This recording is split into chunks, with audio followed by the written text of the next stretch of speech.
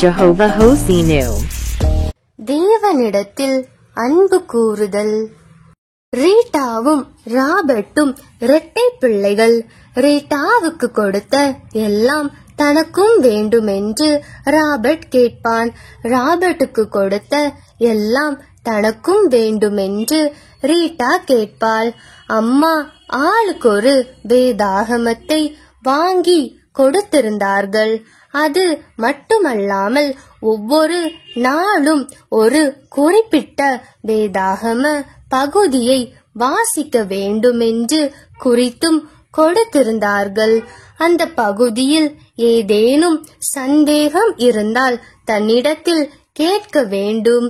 வெறுமனை வாசித்துவிட்டு போக கூடாது என்று அம்மா கண்டிப்பாக சொல்லியிருந்தார்கள்.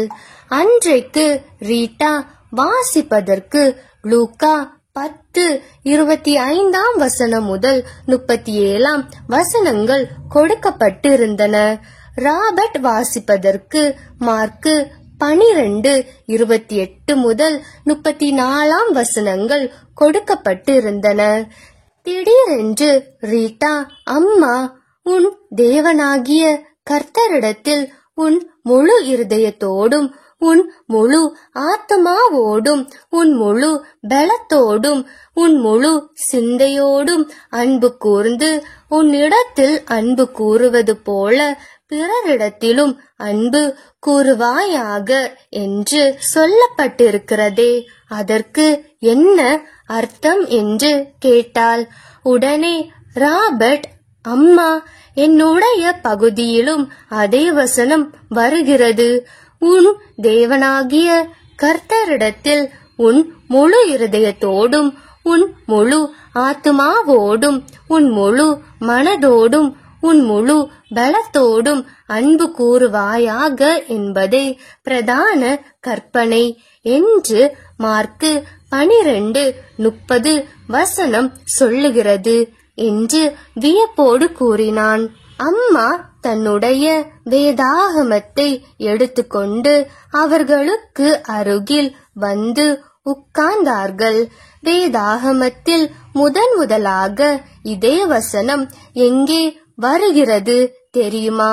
உபாகமம் 6:5 வசனம், நீ உன் தேவனாகிய கர்த்தரிடத்தில் உன் முழு இருதயத்தோடும் உன் முழு ஆத்மாவோடும் உன் முழு பலத்தோடும் அன்பு கூறுவாயாக என்று அந்த வசனம் சொல்லுகிறது.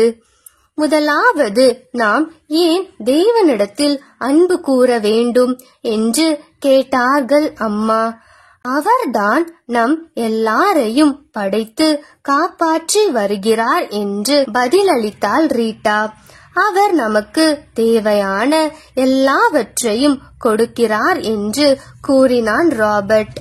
அது மட்டுமல்லாமல் மிகவும் முக்கியமான காரியம் ஒன்று இருக்கிறது, அது தெரியுமா என்று கேட்டார்கள் அம்மா. ரீட்டாவும் ராபர்ட்டும் யோசித்து பார்த்தார்கள். உடனடியாக அவர்களுக்கு எந்த பதிலும் கிடைக்கவில்லை. வேதாகமத்திலே மிக முக்கியமான வசனம் எது என்று அம்மா மறுபடியுமாக கேட்டார்கள். தேவன் தம்முடைய ஒரே பெயரான குமாரனை விசுவாசிக்கிறவன் எவனோ அவன் கெட்டு போகாமல் நித்திய ஜீவனை அடையும்படிக்கு அவரை தந்தருளி இவ்வளவாய் உலகத்தில் அன்பு கூர்ந்தார் என்று யோவான் 3:16 வசனம் கூறுகிறது என்று பதிலளித்தாள் ரீட்டா.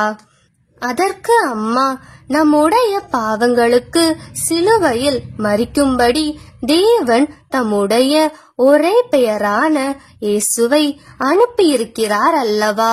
இதைவிட பெரிய அன்பு இருக்க முடியாது அல்லவா என்று கேட்டார்கள் அம்மா. ஆமாம் என்று இருவரும் ஒப்புக்கொண்டார்கள். சரி, இப்பொழுது தேவன் தமது குமாரனை கொடுத்து நம் மீது அன்பு காட்டியிருக்கிறார். நாம் எப்படி அவரிடத்தில் அன்பு கூற முடியும்? அவருடைய வசனத்தை கை கொள்ளுகிறவனிடத்தில் தேவ அன்பு மெய்யாக புறப்பட்டிருக்கும் என்று 1 யோவான் 2:5 சொல்லுகிறது. அதாவது நாம் தேவனுடைய கட்டளைகளுக்கு கீழ்ப்படிவதின் மூலம் அவர் மீதான அன்பை காட்டுகிறோம். ரீட்டா, உன்னுடைய கேள்விக்கு பதில் கிடைத்துவிட்டது அல்லவா? நீ அப்படியே செய்வாயா என்று கேட்டார்கள் அம்மா. செய்வேன் அம்மா என்று பதிலளித்தாள் ரீட்டா. அம்மா ராபர்ட்டை நோக்கி, நீ முதலில் பிரதான கற்பனை எது என்று வாசித்தாய் அல்லவா? இப்பொழுது அதற்கு ஒப்பாயிருக்கிற 2ஆம் கற்பனையை பார்ப்போம். அடுத்த வசனத்தை வாசி என்று கேட்டுக்கொண்டார்கள். இதற்கு ஒப்பாயிருக்கிற 2ஆம் கற்பனை என்னவென்றால், உன்னிடத்தில் நீ அன்பு கூறுவது போல் பிறனிடத்திலும் அன்பு கூறுவாயாக என்பதை. இவைகளிலும் பெரிய கற்பனை வேறொன்றும் இல்லை என்று வாசித்தான் ராபர்ட். ஆமாம், நாம் தேவனிடத்தில் அன்பு கூறுவது போல மற்றவர்களிடத்திலும் அன்பு கூற வேண்டும் என்று அம்மா சுட்டி காட்டினார்கள். பிறகு மேலும் தொடர்ந்து மற்றவர்களிடத்தில் அன்பு காட்டிய ஒருவனை பற்றிய கதையை இயேசு சொல்லி இருக்கிறார்.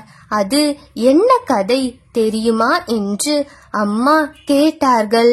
இருவரும் சிறிது நேரம் யோசித்தார்கள். பிறகு ராபர்ட், எனக்கு தெரியும், நல்ல சமாரியன் கதை என்று வேகமாக கூறினான். வெரி குட் ரீட்டா, உனக்கு கொடுக்கப்பட்டுள்ள வேதாகம பகுதியில்தான் நல்ல சமாரியனின் கதை சொல்லப்பட்டிருக்கிறது. எங்கே அதை வாசி பார்ப்போம் என்று அம்மா கேட்டுக்கொண்டார்கள். ரீட்டா லூக்கா 10:30 முதல் 35 வாசித்தாள். இயேசு பிரதியுத்தரமாக, ஒரு மனுஷன் எருசலேமில் இருந்து எரிகோவுக்கு போகையில் கள்ளர் கையில் அகப்பட்டான். அவர்கள் அவன் வஸ்திரங்களை உரிந்து கொண்டு அவனை காயப்படுத்தி குற்றுயிராக விட்டு போனார்கள். அப்பொழுது தற்செயலாக ஒரு ஆசாரியன் அந்த வழியிலே வந்து அவனை கண்டு பக்கமாய் விலகி போனான். அந்தபடியே ஒரு லேவியனும் அந்த இடத்துக்கு வந்து அவனை கண்டு பக்கமாய் விலகி போனான்.